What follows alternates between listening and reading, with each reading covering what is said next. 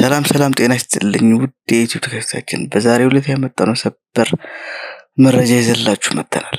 ቪዲዮውን ላይክ፣ ሰብስክራይብ እያደረጋችሁ እንዲሁም የደወል ምልክቷን በመጫን አዳዲስ መረጃዎች እንዲደርሳችሁ ማድረግ ትችላላችሁ። በዛሬው ዕለት መረጃዎቻችን ከውጪ እስራኤል በቴህራን የሚገኘው የፕሬዝዳንት ጽሕፈት ቤት ላይ ጥቃት አደረሰች።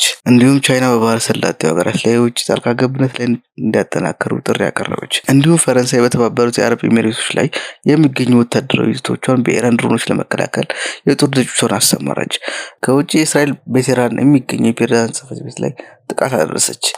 መካከለኛው ምስራቅ ያለው ቀጠናዊ ውጥረት በከፍተኛ ደረጃ በተሸጋገረበት በዚህ ወቅት እስራኤል በኢራን መዲና በቴህራን የሚገኘውን የፕሬዝዳንት ጽሕፈት ቤት እና የመሪዎች ቅጥር ግቢ ላይ ከባድ የአየር ጥቃት መፈጸሟን አሳውቃለች።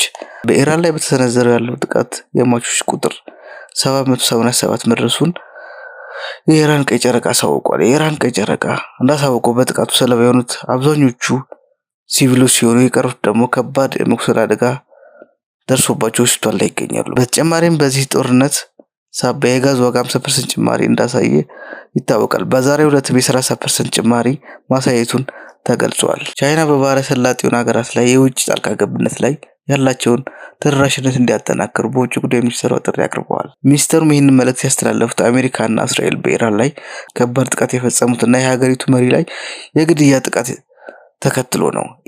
ኢራን በአሜሪካ ወዳጆች ላይ አጸፋዊ ጥቃት የጀመረችበት ወቅት ላይ ነው። የቻይና የውጭ ጉዳይ ሚኒስቴሩ በአማኑ የውጭ ጉዳይ ሚኒስቴር ጋር ባደረጉት ስልክ ውይይት የባህረ ሰላጤው ሀገራቶች የወደፊት ዕጣ ፈንታቸው በገዛ እጃቸው እንደሆነ ያሳሰቡ ሲሆኑ ቻይና ከኢራን ጋር የጠበቀ ግንኙነት ቢኖራትም በባህረ ሰላጤዎች ከሚገኙት ከሳውዲ አረቢያ ጋርና አረብ ኤሚሬትስ ላይ ከፍተኛ የንግድ ፍላጎትና ቀጠናዊ የሰላም ማረጋጋት ላይ ትኩረት ሰጥታ እየሰራች እንደሆነ አመልክተዋል። በተጨማሪም ኢራን ላይ በተደረገው ጥቃት አንድ የቻይና ዜጋ መገደሉን ተከትሎ ይህ ጥቃት የዓለም አቀፍ ሕግ ጥሰት እንደሆነ በጥብቅ አውግዛለች። የቻይና መንግስትም ወታደራዊ ጥቃቱን አቁሞ በዲፕሎማሲ ነገሩ እንዲፈታ በተደጋጋሚ ጥሪ አቅርቧል።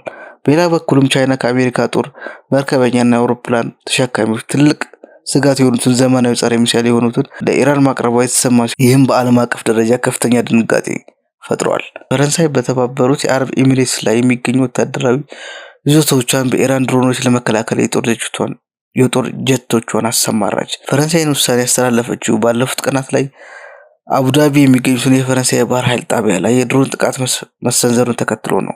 የሀገሪቱ የውጭ ጉዳይ ሚኒስትር እንደገለጹት በፈረንሳይ አየር ኃይል በኤሚሬትስ ሰማይ ላይ የማጥራትና ሲሰነዘሩ የሚችሉ ጥቃቶችን ለማክሸፍ ስራ ጀምሯል ብለው ገልጸዋል። በመሆኑም የፈረንሳይ ኃይሎችና ጥቃቶችን ሰራተኞቻቸውን ደህንነት ለመጠበቅ ዝግጁ መሆናቸውን አሳውቀዋል። ኢራን በሀገሯ መሪ የግድያ ጥቃት አጸፋ እንደምትመልስ ቃል በገባችው መሰረት በአቅራቢያዎች የሚገኙ የአሜሪካና የአውሮፓ ሀገራት ወታደራዊ ቀጠናዎች ላይ ተከታታይ ድሮን ጥቃቶችን የሰነዘረች ትገኛለች። ፈረንሳይ ይህንን የኢራን አጸፋው ምላሽ በመመልከት በኤሚሬትስ በመቶዎች የሚቆጠሩ ወታደሮች ያሰፈረች ሲሆን የአየር ኃይሏን ከማጠናከር በዘለለ የባህር የጦር መርከቧን ወደ ቀጠናው እያስጠጋች መሆኑ ተገልጿል። ውድ የዩቲዩብ ቻናል ተከታታዮቻችን በዛሬው መረጃዎችን የነበሩን ይህን ይመስሉ ነበር። እስከ ፕሮግራማችን ፍጻሜ አብራችሁን ስለቆያችሁ እጅግ እናመሰግናለን። አሁንም እንደምንለው ሰብስክራይብ በማድረግ ላይክ በማድረግ የደወል ምልክቱን በመጫን አዳዲስ መረጃዎች ወደ እናንተ እንዲደርስ ማድረግ ትችላላችሁ። እንግዲህ በውጭ ሀገር ላይ የምትገኙ ኢትዮጵያውያን በሙሉ መንግስት በሚያወጣው አዋጅ ላይ መሰረት በማድረግ እያንዳንዱን መረጃ የተከታተላችሁ ራሳችሁና ደህንነታችሁን እንድትጠብቁ ከወዲሁ ልነግራችሁ እወዳለሁ። ይህንን ቻናል ሰብስክራይብ በማድረግ ላይክ በማድረግ ሼር በማድረግ የተለያዩ መረጃዎችን እንዲደርሳችሁ እናደርጋለን። ከዚህ በኋላ ደግሞ የዚህን የዝርዝር መረጃዎችን በቀጣይ ይዘን የምንመጣ ይሆናል። እስከ ፕሮግራማችን ፍጻሜ አብራችሁ ስለቆያችሁ እጅግ አድርጌ አመሰግናለሁ። መልካም ጊዜ